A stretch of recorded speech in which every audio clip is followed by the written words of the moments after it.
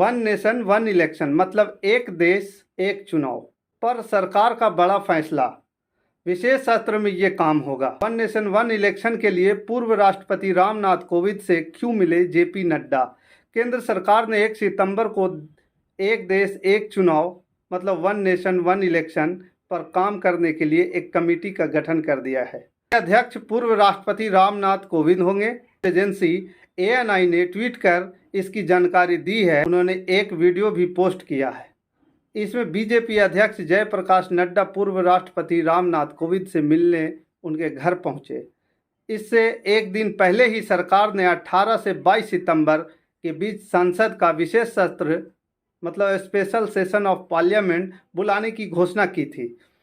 इस बीच अटकलें लगाई जा रही है कि 2024 में होने वाले लोकसभा चुनावों को देखते हुए सरकार ने ये कदम उठाया है।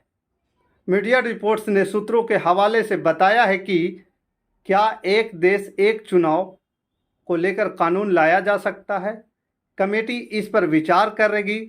साथ ही आम सहमति से इस कानून को पास करने के लिए भी सभी राजनीतिक दलों से संपर्क करने की कोशिश करेगी।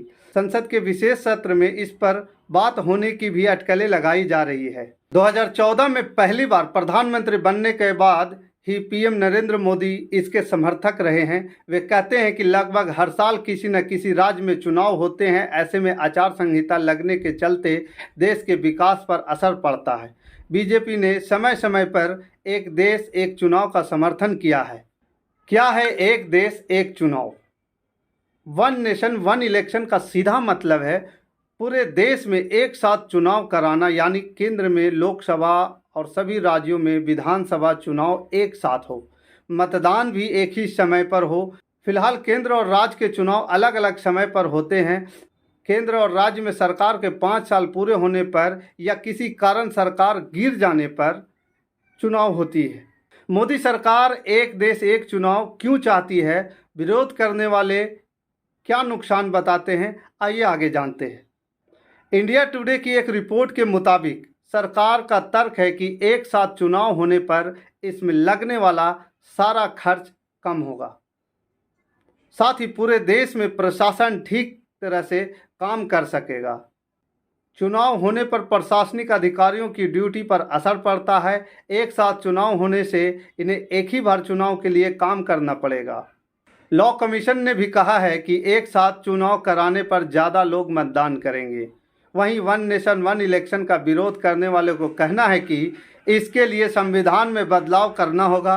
सभी राज्यों की सरकारों के लोकसभा के साथ सिंक करना होगा। जैसे इस साल 4 राज्यों में चुनाव है।